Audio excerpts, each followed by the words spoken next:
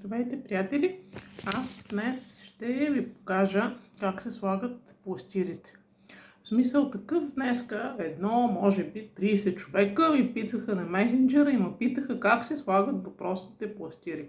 Ето така се слагат. Това е Painless и всъщност това е най-силният пластир за главоболие, понеже аз днес имах много натоварен ден на работен и всъщност те прибрах и писахме домашни с моето дете. Който има дете, знае какво е да се пише домашно с него и честно казвам, да се поля главата. За това ще ви покажа сега с пластирите как се работи. Ето това го отлепям от вътрешната страна с всичките му съставки, които лекуват, и си го залепям на главата. Ето така си го залепям на главата. И си седя така, докато ми мине и после го махам. Да, малко е странно, знам, ама всички сме хора и съответно всеки има някакви болешки, пък и нека си представим, че това е нещо като все едно си слагаме кърпа или маска на главата. Да искам да ви кажа малко и за бизнеса. Така, понеже те пластирите са 9 вида и са много, много полезни. И са много хубави. И аз съм ги ползвала 6 от тях, само 3 вида не съм, но и това ще направя, защото много ми помагат. Бизнес модела си е типично мрежов бизнес. Сега всички ще скочат и ще кажат, пирамида, само ще ни вземат парите. Не е така. Значи това хич не е пирамида, тъй като аз съм се занимавала и преди с мрежов бизнес, с хранителни добавки, по продукти за красота. Била съм тим лидер също на онлайн друг бизнес преди 10 години, преди да ми се роди детенцето. И искам да ви кажа, че в момента това нещо с One More International е най-бързо развиващия се маркетинг за последните, може би, 3 години, компанията съществува от 2014 година. Значи вчера имаше една презентация, много се впечатлих, хора от Африка, от ЮАР се занимават с това нещо, защото работи.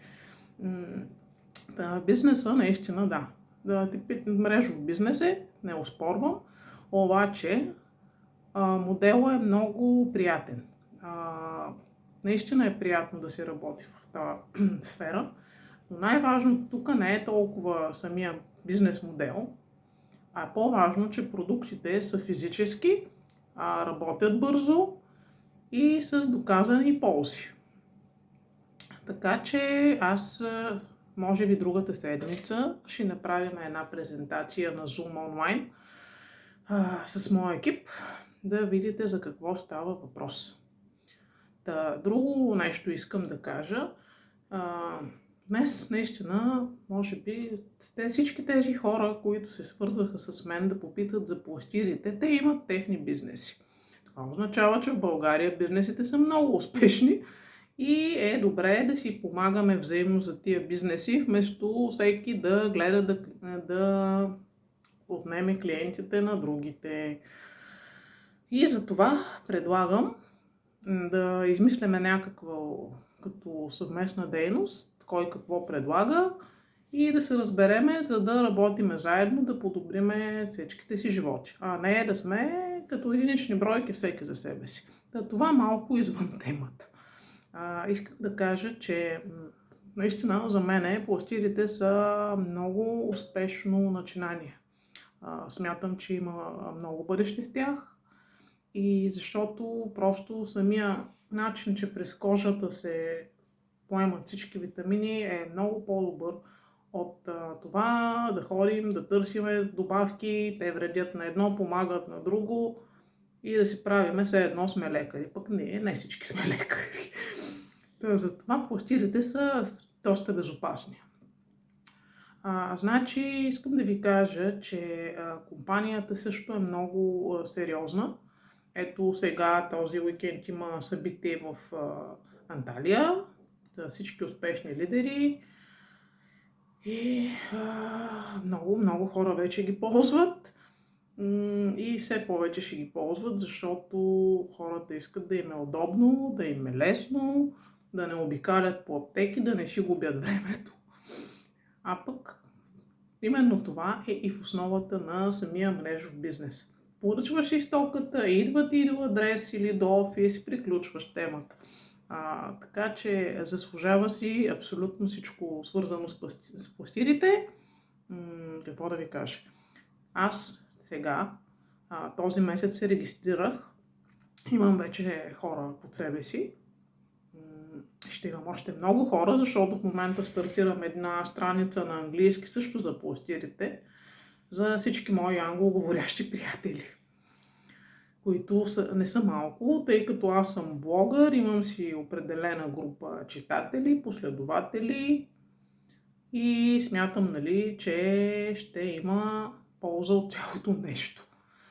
Отделно, че като Zumba инструктор, защото имам сертификати за това, имам разни различни семинари, свързани с хранителните добавки и не говоря просто защото да се намирам на приказка, смятам, че имам сериозен опит.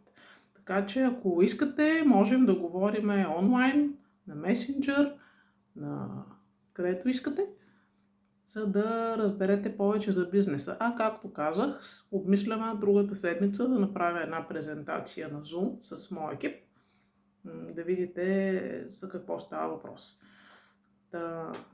Да се върна пак на темата. Мрежовия бизнес всъщност е най-човешки ориентирания бизнес. Защо? Защото хората винаги опират до хора за каквото и да е. Така че е по-добре да се видите лично с един човек и да му предложите нещо, след като е проявил интерес, разбира се, отколкото да натискаме постоянно, да търсиме реферали от разни страници. Пък и в крайна сметка, за да се търси един продукт, е важно да е доказан като ефективност и да е на добра цена. И относно инвестицията в пакет, свързан с бизнеса с пластирите, това е най-изгодната инвестиция, защото цените като дистрибутори, знаете, във всичко са много, много по-ниски, отколкото до крайния потребител. Пак казвам, за мен бизнесът с пластирите е нещо уникално. То е ново, интересно, ефективно и бързо. Аз няма да се откажа и ще продължавам с него, защото ми харесва и защото ми идва отвътре да говоря за тези пластири. Помагат ми. Ето отзад на врата имам тук мелатонин, обаче няма как сега да ви го покажа. И благодарение на тия продукти съм много вече напред с нещата в здравето си. Пък ние имаме здраве, най-вече здраве. Нищо друго не е необходимо, освен здраве, защото човек като е здрав, може и да печели пари, може и да се среща с други хора, да излиза, да си живее пълноценно. И за това аз изцяло подкрепям нещото с пластирите, така да го кажем по-шеговит тон.